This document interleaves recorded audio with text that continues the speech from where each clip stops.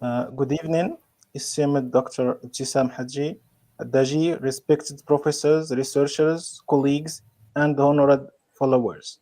First and foremost, I extend our deepest gratitude to Dr. Haddaji for honoring us with her presence this evening, despite her many personal, academic, and professional commitments. I would like also to express our appreciation to Dr. Marwan Sakran, the director of the Academy from Turkey, Dr. Safia Kissas, the vice director, Dr. Abdelkader Bentouati, the president of the Linguistics Research and Language Planning team from Algeria, and Professor Yassin Jamal Idrisi, the executive director of the Academy from Morocco, for their outstanding contributions and collaboration in making this event possible. Thanks also to the new member of the Academy, Professor Abdel Fattah Habidi, for commenting this discussion as our rapporteur. This evening, we'll discuss the Moroccan culture that has thrived at the crossroads of civilizations, a culture composed of Amazigh, Arab, Jewish, Spanish, French, or colonial creeds, enriched by centuries of dialogue and shared humanity. This is not merely a lecture about history, it is an invitation to witness how memory, faith, and tradition can shape a more inclusive future. We are privileged to host Dr. Ibtissam Haddaji, a scholar whose work embodies this vision, with doctorate from uh, Cadi Ayyad's University in Marrakesh on the cult of Jewish saints and religious tourism. Dr. Haddaji has participated in national and international conferences. She has several published articles related to various research that examines hidden parallels between Jewish and Muslim rituals and intercultural dialogue. As we explore tonight's themes, we ask, how can heritage be both a mirror of the past and a compass for the future? Dr. Haddaji, the floor is yours.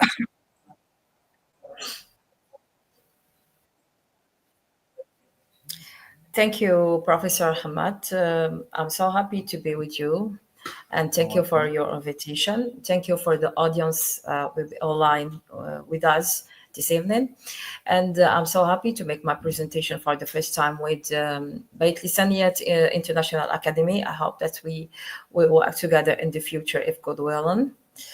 Inshallah. So my presentation, it will be about introduction to Moroccan Jewish culture. And the plan is as follows. First, the issue between presence and memory, Moroccan Jewish language, Moroccan Jewish literature, Moroccan Jewish religious practices, Moroccan Jewish handicraft and visual art, and the end, Moroccan Jewish music and cuisine. Okay, in general, about the history of Jewish presence in Morocco dates back to antiquity, probably to the century BC. The first book of Kings, Moshe Solomon's ship with his servants set out an expedition to the land of Ophir and brought back 420 acres of gold based on this text and on certain oral traditions, which appeared especially among the Jews in the southern Morocco. We can place the first Jewish settlement in Morocco at the time of King Solomon. So the dance tale of the band of the Dara and Tidri, which is still considered today to have been the first settlement of the Jews on the Dara. So the first historical source, Moroccan and Jewish Berber tribes, dates from the 14th century. In this history of the Berbers is Ibn Khaldun, stated that's the part of the Berbers processed Judaism as a religion. They had received from their neighbors from the Israelites of Syria, and he gave names of the Judaized Berbers tribes that were established from the east of the west of the Maghrib. So he said, among of the Jewish Berbers, we distinguished the Jorwa tribe, to which belonged Kahina, a woman who was killed by the Arab conquerors. And the Jewish Berber tribes were the Nefusa of Africa, the Fandaloa, Midyuna, Balwata, Liata of Maghrib al-Aqsa. Also, another thing is about also the history of the Jews, Moroccan Jews. Many Moroccan of Jews of them are descendants of Sephardic Jews who were expelled from Spain in 1492 after the Alhambra decree. A significant number of Sephardic Jews migrated to the Maghreb, including Morocco, seeking refuge. So these Jewish communities in northern Morocco, particularly in cities like Tétouan, Tanger, Larache, etc., including their own language, Hakatia, and dialect of Spanish in the 15th century, under pressure from the Almohad Jewish communities, were migrated into reserved districts called the Mallah, as the first one in Fez in 1438. The presentation of the immigration of the Jews from Morocco is far from being and the same for all the researchers. Why? Because on the one hand, Jewish-Muslim relations are seen throughout a lens of perpetual conflicts between monolithical and hostile majority and relationship, a kind of social harmony and cultural symbiosis. Today, Morocco presents for the Jews a place marked by the pangs of departure and by the desire to return. Today, Morocco also is home to the largest Jewish community in the Arab world. 300 and approximately 3,000, and approximately 1 million Jews of Moroccan origin live in Israel, occupying central position on the political scene. Another thing, so another point also is about the time of Sultan Muhammad V. There has been a special relationship between these communities. They were threatened by the Vichy laws that were beginning to take root in Morocco and worried in population, protected by the late King Mohammed V, who refused to sign the decrees on the wearing of the Jewish star, saying that in anyone had to wear one would to him first, I don't have a Jewish and Moroccan citizen here. I have Moroccan who are all my subjects. Also, the late King Hassan II, who said, I'm a man of principles, but not a man of possessions. He actively participated in the Middle East peace process with a bold and resolute personality.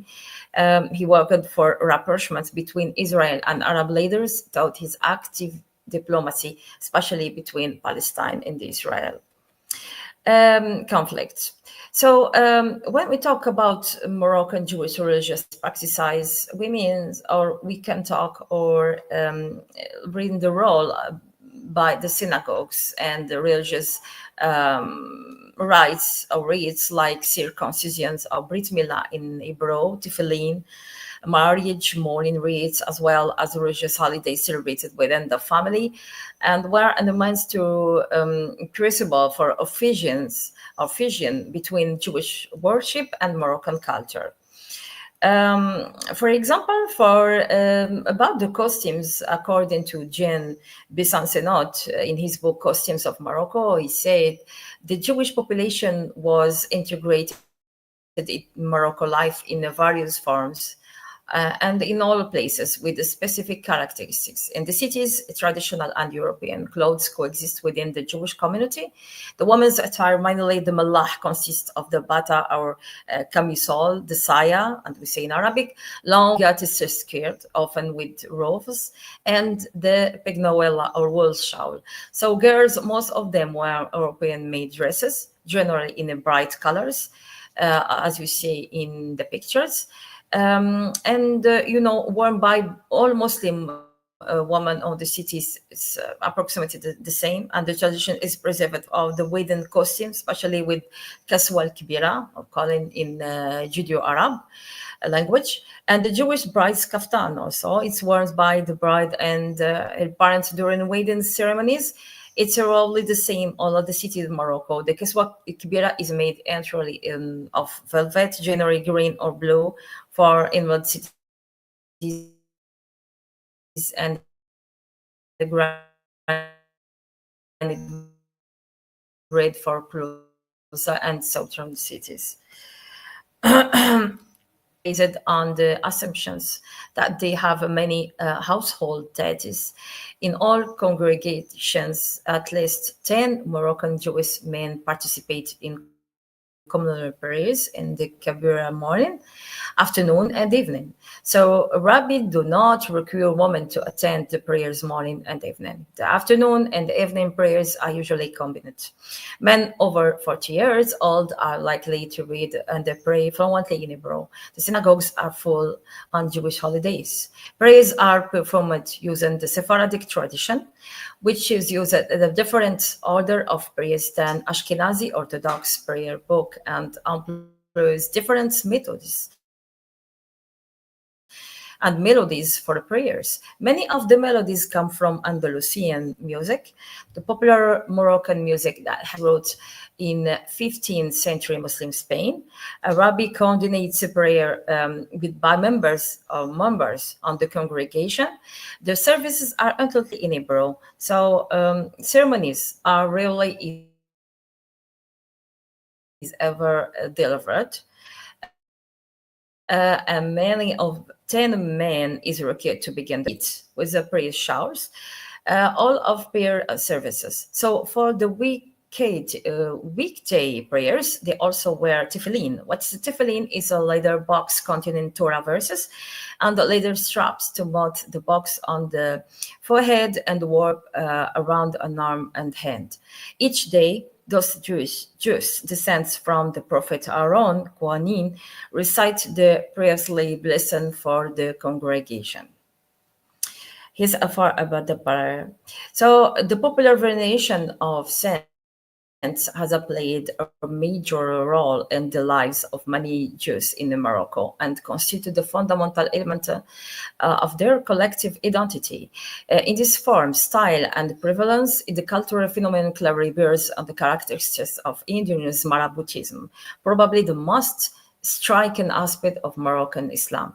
And this phenomenon is also reinforced by concepts of tzaddik, deeply rooted in the classical Jewish sources, primarily Talmudic and Midrashic, and particularly by its mystical elaboration in Kabbalah, especially. So the convergence of these two systems has created a particularly vibrant popular religious tradition. So Jewish saints are commonly protected charismatic rabbi, distinguished by their erudition and mystical piety and possessing a particular spiritual force, similar to Moroccan Muslim baraka or bracha in Hebrew, like in Hilula.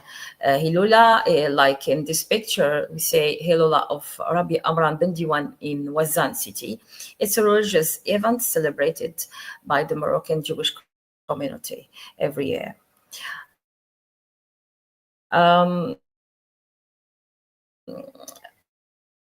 So another element also Spanish, Ladino, and Hebrew, dependent of the region and the community.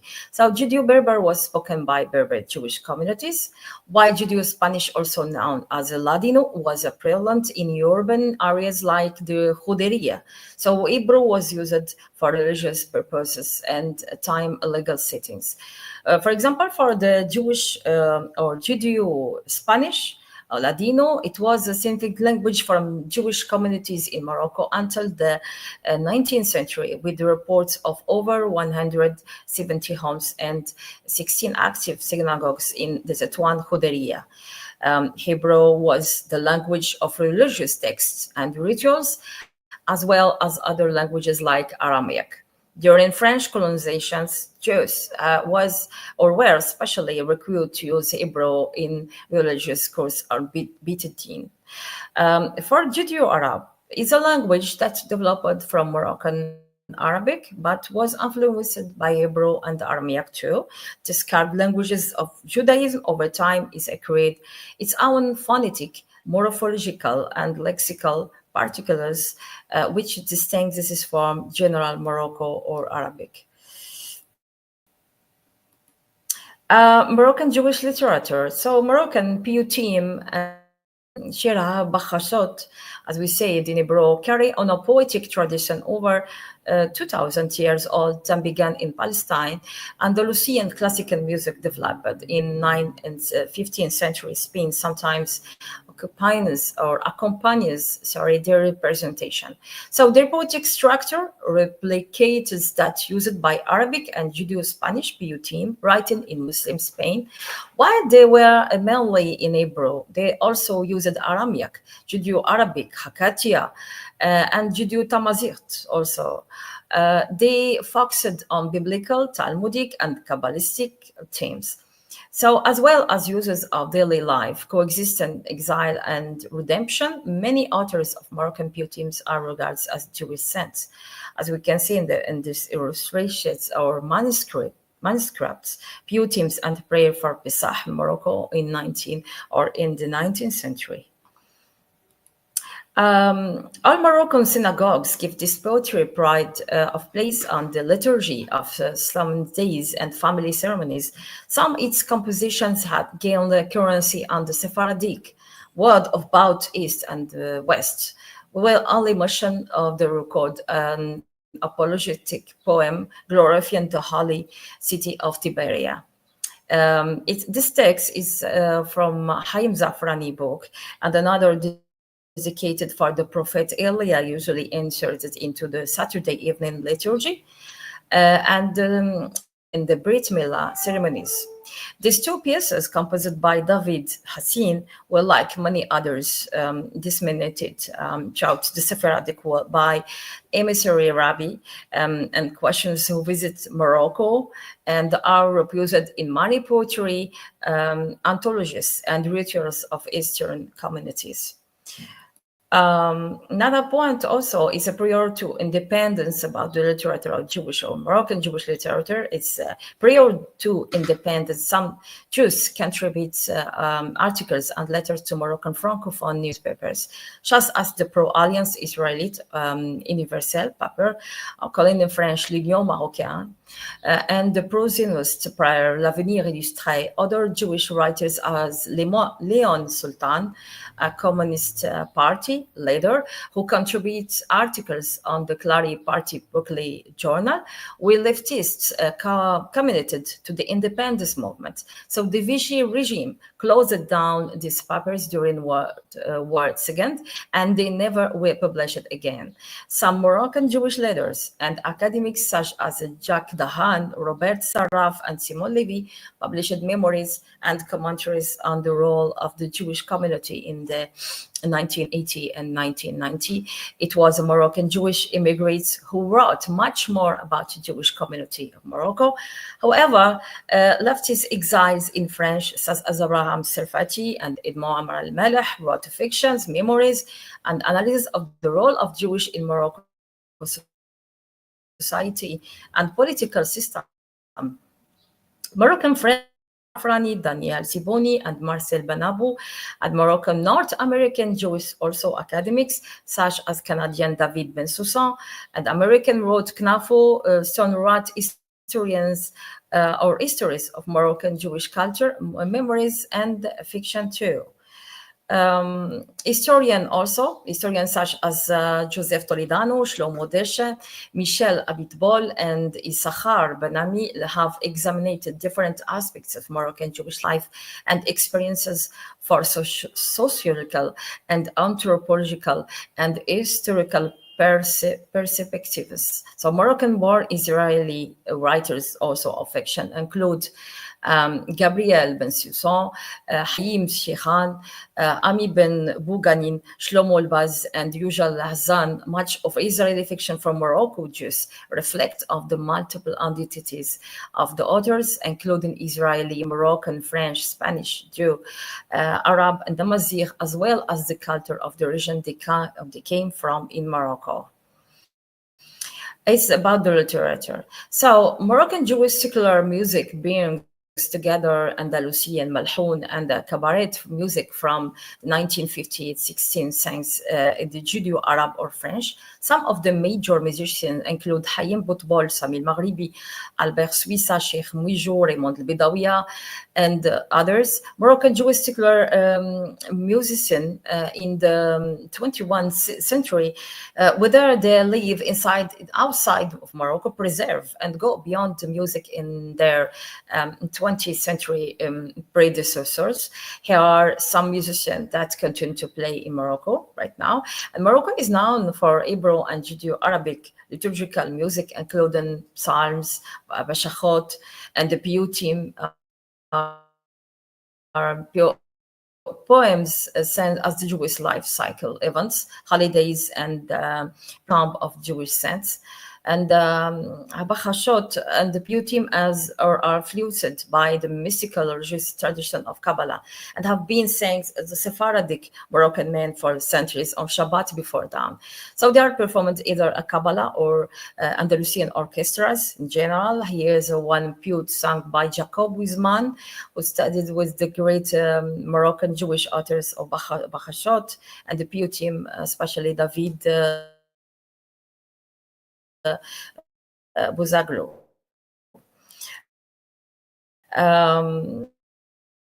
Also, another thing is about Moroccan Jewish cuisine or kasher and norms with the cuisine of each of the region where Moroccan Jewish lives. Each local cuisine style in Morocco is unique, based on the people and the cultures they had lived over the centuries. So Moroccan Jewish cuisine makes use of the country's abundant fruits and vegetable, muttons and lamb, almonds, olives, and argan oil, olives oil also. It's frankly used spices such as kuman, ras al hanout, as we say in Judeo-Arab or Judeo-Moroccan language, ginger, saffron, paprika, etc. So meat dishes are often cooked with the fruit. Moroccan Jews, like with the Muslim counterparts, enjoy eating organ meats, so variation of the national dish, couscous, as served with vegetables, fruits, and pastries filled with almonds, pastes complete the meal. And Moroccan Jewish food is strictly kosher, as I said, almost no mixing of milk and meat products instead of better if you use it all. So practically all olive oil, no shellfish such as crabs or shrimp and the pork are ever served. For Shabbat, for example, when they do not light fire, they prepare a stew called schina or dafina, which they cook. It's very low heat from Friday until Saturday at noon.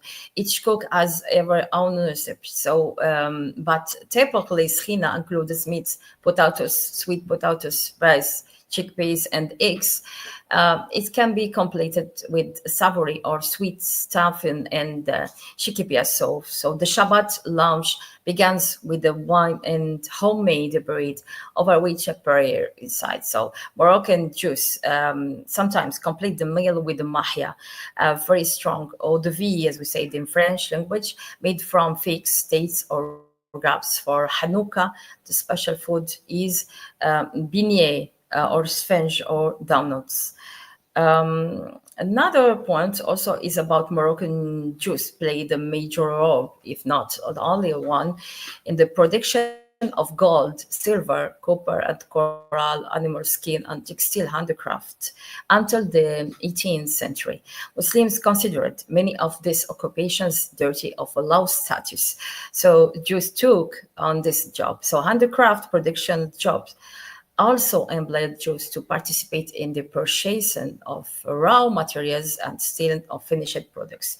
So during the era of the sub-Saharan caravan trade, Moroccan Jews living in the desert towns south on the Atlas Mountains and received the gold production in Ghana and produced handicrafts that were exported both across the Sahara and into Europe via the ports of Agadir and the Sawira or Mogador. So Jewish metal works produced amirs and the charms for both Muslims and Jews. So based of the Kabbalah and the other mystical religious source. So here in this picture, we can see jewelry in gold and precious stones were worn in by Moroccan Jewish women, became by Michelle Scholman. The most remarkable pieces, as we can see here, for example, Horace or Amala, in addition to this venery and necklace with the bird imitation, Serdoch, as we say in Hebrew, with the gold additional light shoulder veil. We also or were also worn. So these pieces could be replaced by other types of necklaces, such the tazra, with the three medallions and various form of earrings, khras or kbash or duach, completed by a bracelet called deblige, as we say in Moroccan language. Moroccan Jewish festivities celebrate both major Jewish holidays and unique tradition. Key holidays include the Rosh Hashanah, Yom Kippur, Sukkot, Hanukkah, and Passover. So a particularly vibrant tradition in Mimuna, a past Passover celebration, making in return to eating leavened bread and celebrating coexistence and good fortune. So here I talk about Mimuna festivities because it's starting in 17th.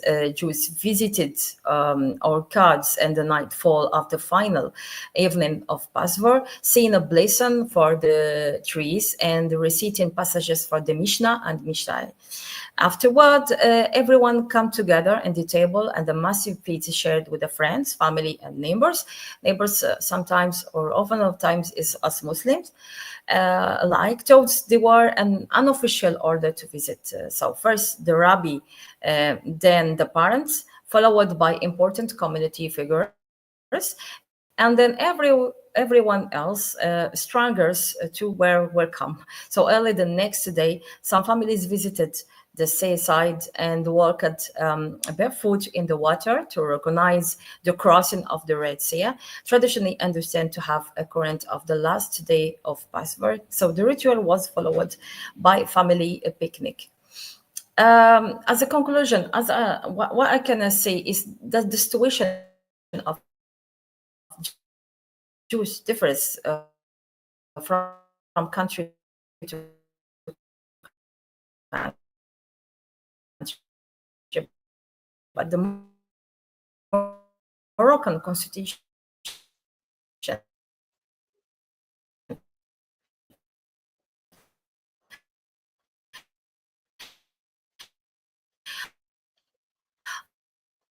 of 2011 recognizes the Hebraic contribution to national identity.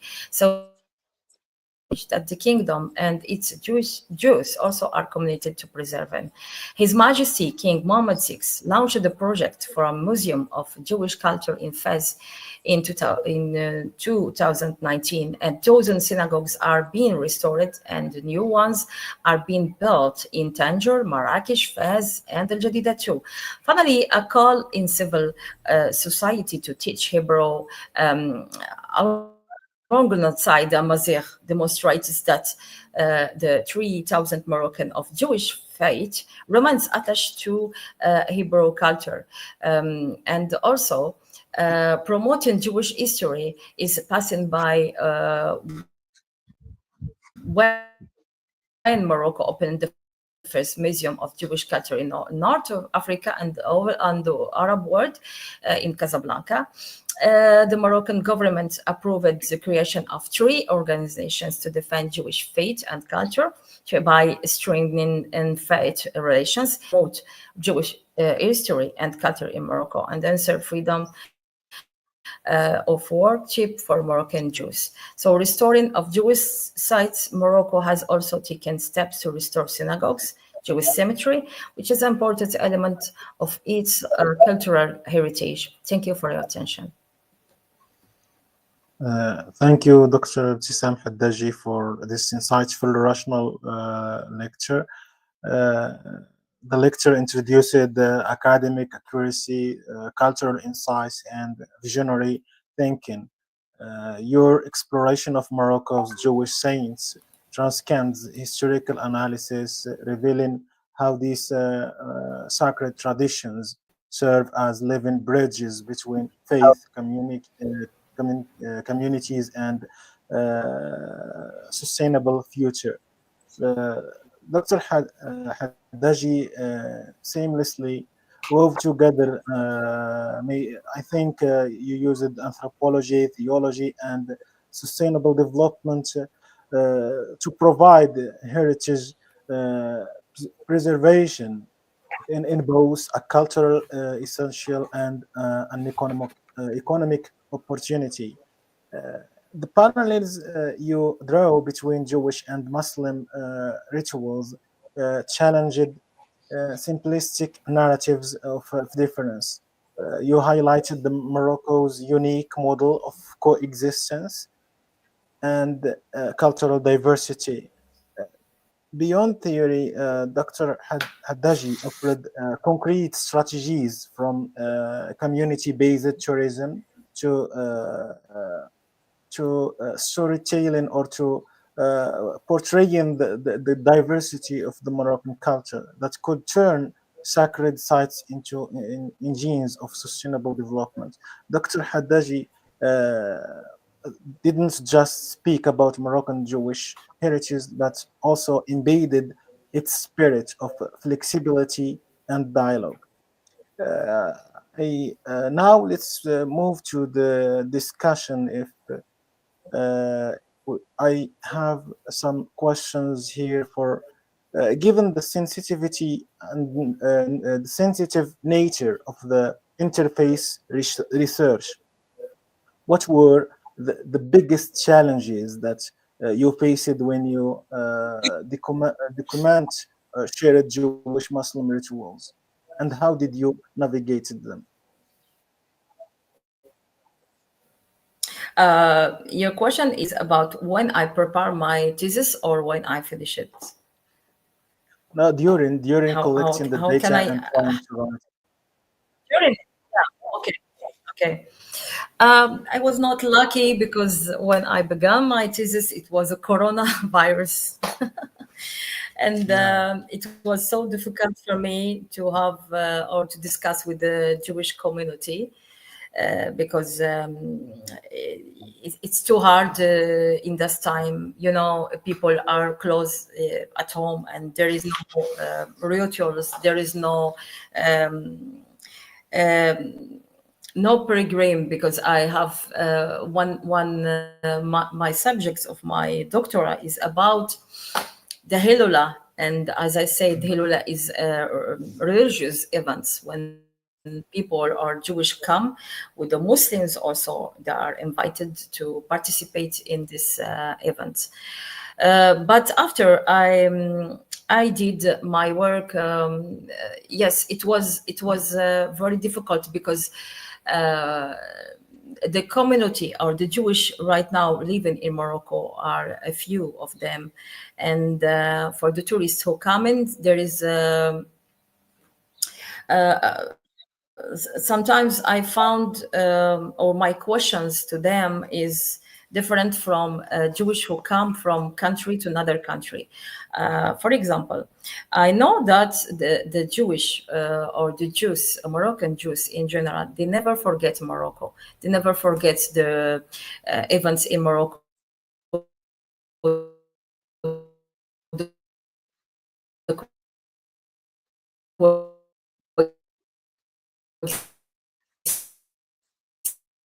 existence that have been in between them and the Muslims.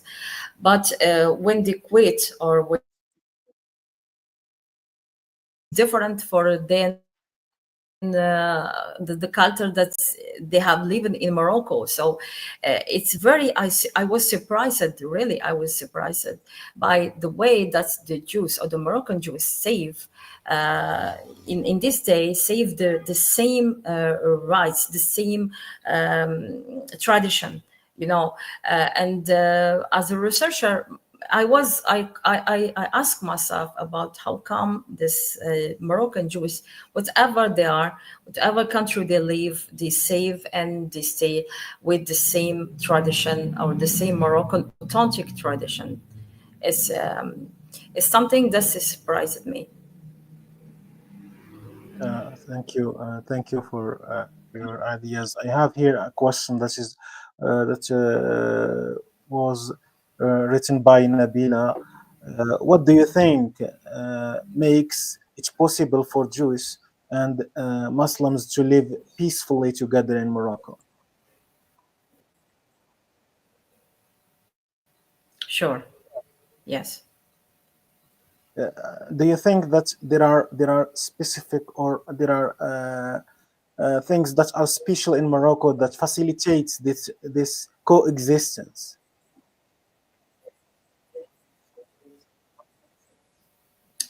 Yes, of course, it is. And it's, as I said in my presentation, it's also about the Moroccan government who launched a lot of projects to restore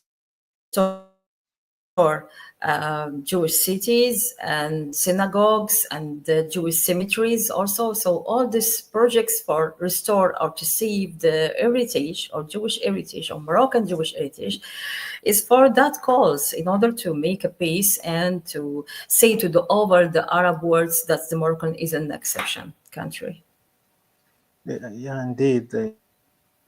Thank you. In your experience organizing Hilulot pilgrimage, what uh, practical strategies have proven most effective for engaging younger generations in these traditions?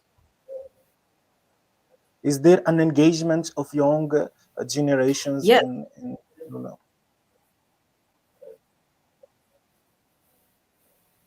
Yes, of course, I think so because right now we have a social media for a new generation, especially they use a social media and in the social media, and also when we talk with artificial intelligence, for example, uh, the next or the future generation has used it that way in order to know the identity, to know the heritage, to know the culture of Morocco in general, in the past or the present or the future. We can imagine that when we will engage this generation to make projects with us in research or in academics researchers also, they are interested in this culture. I think so.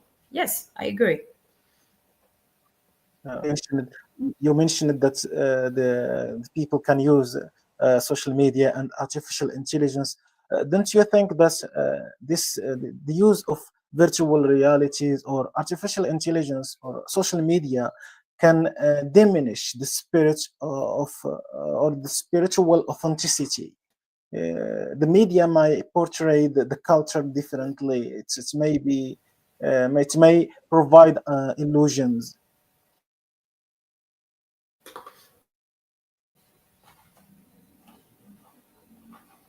Uh, Dr. Haddaji, did you hear the question?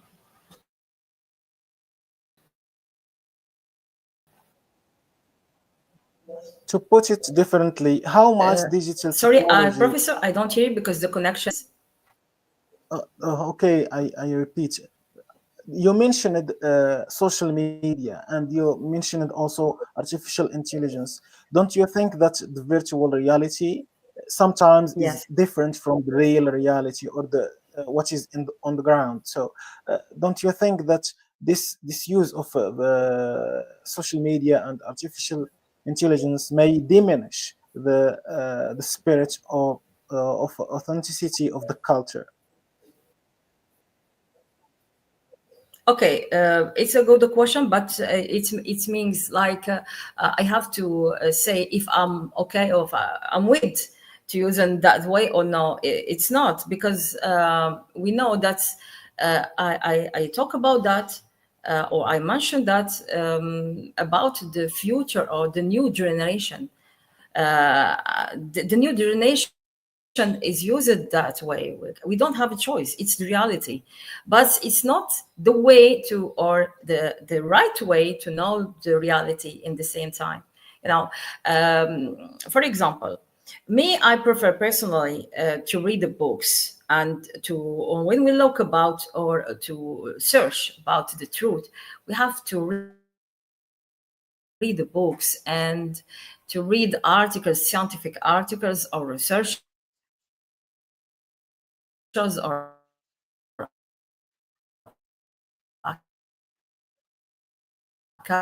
academics jobs in order to just the way it's just the way to have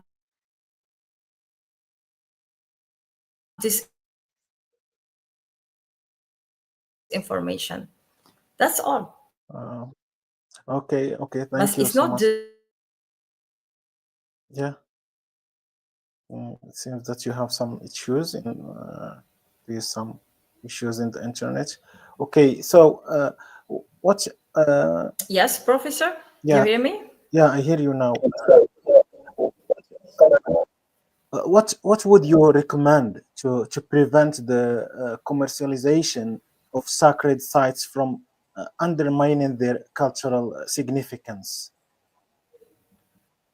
For example, these cultural sites which are used in tourism, how can are there any recommendation that you can provide in order to save these sites from the change or from being destroyed? Yes, yes, yes, of course. For example, me, I participate in 2023 in Helula, in my city, Safi. 3 or 4 groups coming to see the Benzmiro site. So the Benzmiro saint is Jewish, 7 brothers, a saint, Jewish saint, who is here in Safi. They are famous in Safi. And when I participate in these events, I meet for the first time Jewish who come from Safi. Okay, and it was for me a pleasure. Okay, but it was for me also an occasion to discover how it was in the past. Jewish culture in my city, because right now in Safi there is no Jewish. Okay, so I think that we have to make efforts together, not by only one. I think that the president also of the communities in Casablanca, in Marrakesh, and Agadir, and etc., doing also a lot of projects together, and they invite Muslims responsibles in order to participate in these events and in these projects. So I think that when we must promote this product or products, like for example Hilula, as I work for it, I consider Hilula, for example, as a religious tourism. Okay, so when we talk about religious tourism, it's another level, another way to see, not development tourism, not durable tourism, but we talk about sustainable development. And in order to make or to realize this sustainable development, we have to work together, and all the responsibles also in the culture, in the history, anthropology, ethnology, sociology, together in order to make the result positive. Yeah, indeed. Saving the culture is a multidimensional object. It needs the collaboration between several actors, including Muslims and Jewish, and also researchers, policymakers, as you said. Media also may help in valorizing this cultural diversity and refining the perceptions of the whole society as well. Uh, how does Morocco's model of Jewish and Muslim coexistence compare to other interfaith contexts you have encountered globally?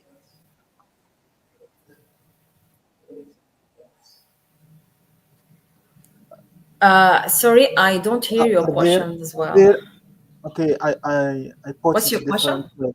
Are there any differences between the Moroccan model of Jewish Muslim coexistence and those types of coexistence in foreign countries or in other countries, including the Arab countries?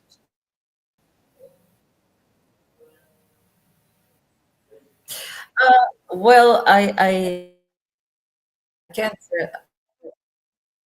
Yeah, yeah. Okay, I understand your question.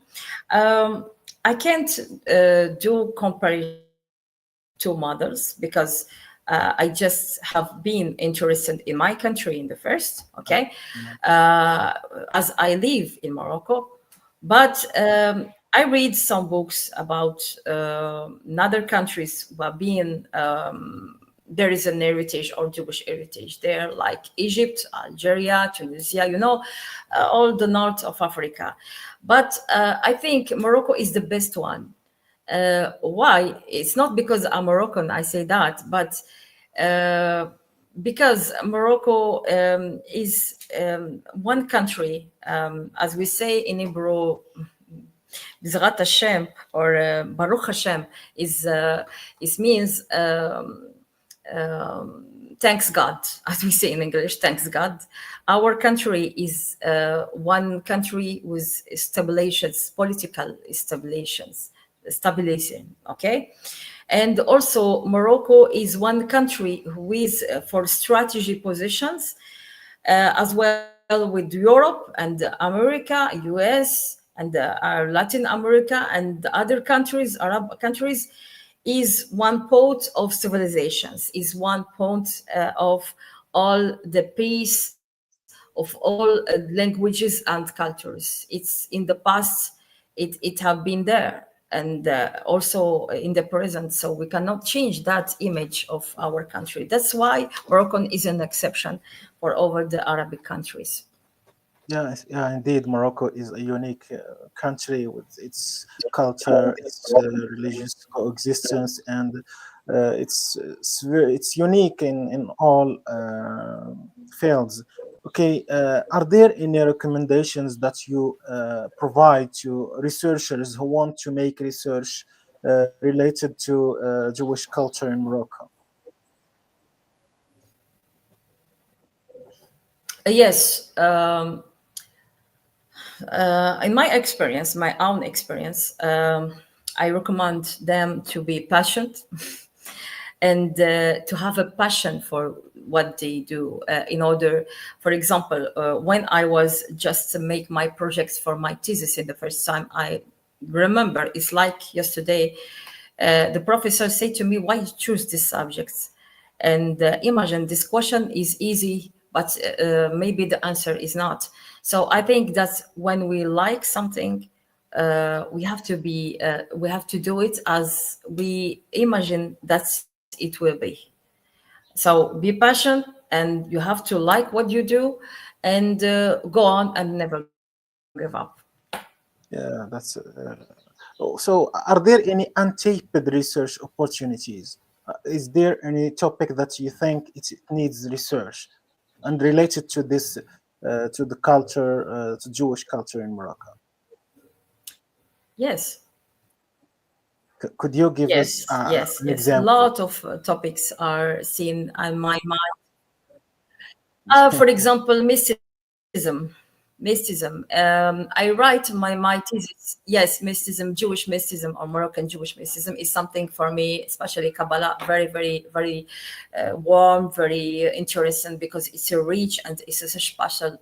Because the Hachamin or the Rabbanim here in Morocco was the great one in over the world, and as Hassan II, soul of his soul, said they were the very clever and very intelligent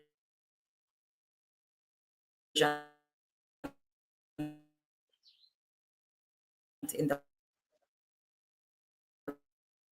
past, and also very It seems that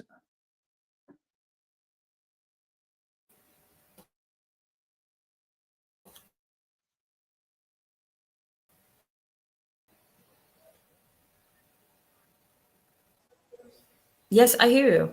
I hear you.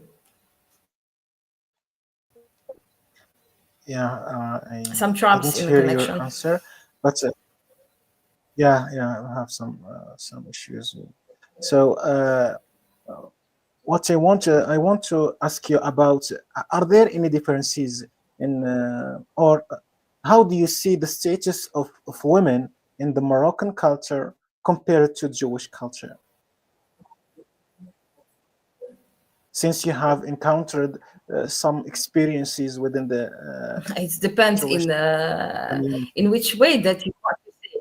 For example, in general case, in general, Yeah, generally, in general, just in general, just your opinion about that.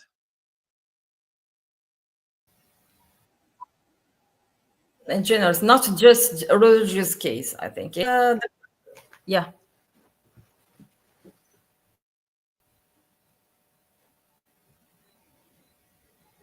Yes. Your question is about a Jewish woman and a Muslim woman. Yeah. Yes, indeed, indeed. Is that your question? Yes, indeed. Okay. I don't have a make a study. Yeah. Okay. I don't have make studies about that, but it's depend of the situation. I can't say this one is better, this one is not. No, It's no, depend of the no. situation. If it's that religious situation, or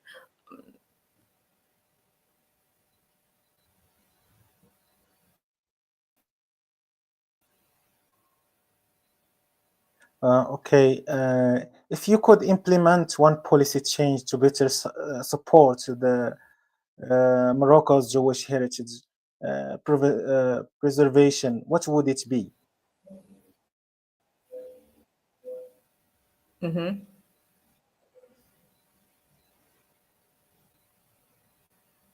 Moroccan Jewish heritage. Dr. Haji, have you heard the question, the last one? No, no, I didn't. Can you repeat, Okay, I please? repeat. If you could implement one policy change to better support Morocco's Jewish heritage preservation, what would it be and why?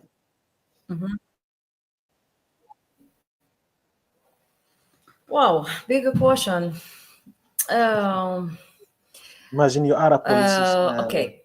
For example, in order to yes, yes, I don't like to talk about political cases, but as a researcher, I think that we have to be or to have the chokhmah, as we say in Hebrew. It means to have the clairvoyance for everything, to not use only our faith or our emotion in order to judge in the situation.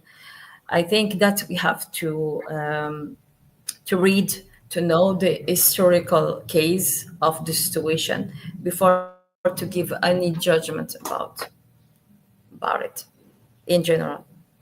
Okay, In thank you. spite of, I don't think that researcher have any ideology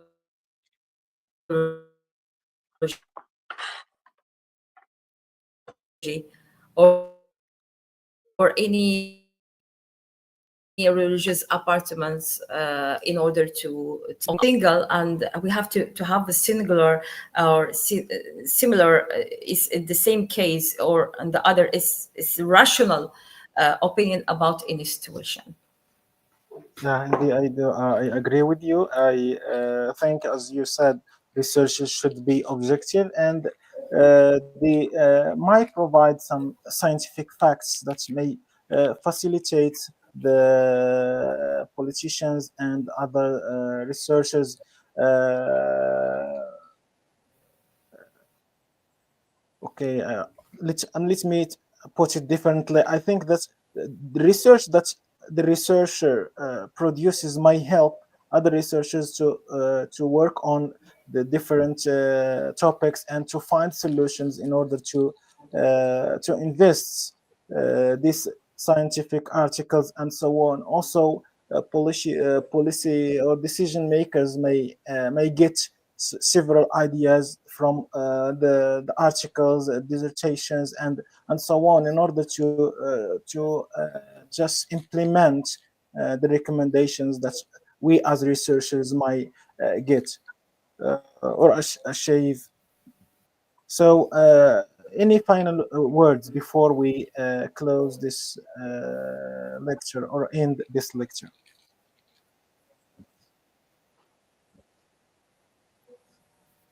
Okay.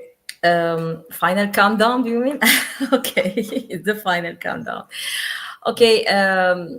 I hope that Morocco will stay all the time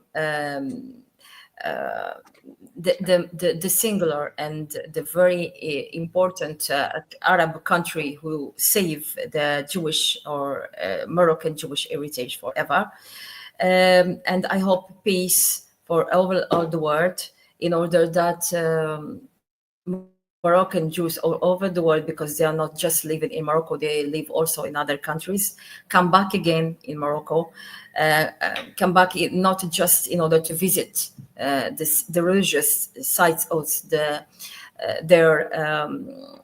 for example, what they buy, or to make a business, but they have to come back in order to research, and again to come back to the source, to the history, the authentic history that we live. Because when we come back in our countries, it's not the same that when we leave it. And I think also that many of researchers will be done about this topic, because it's very important to make coexistence and to make peace between and over the cultures in Morocco, as an example for the others Arab countries for all the time, not only present or in the past, for all the time. Thank you Thank very you, much. thank you, تدا thank you, غبا Doctor. Yeah, إلي برو. thank you, Doctor Haddaji. Thank you for this enriching lecture. Special thanks also goes to our distinguished administrative staff or supervisors, Dr. Marwan Sekran, Dr. Safiya Kassas, Dr. Abdulkader Bitwati, and Professor Yassin Jamal Idrisi for their contributions, as well as to Professor Bifatah Habidi for documenting this session. Thank you all the attendees that were engaging with us in the live chat, and have a safe evening, everyone. Goodbye.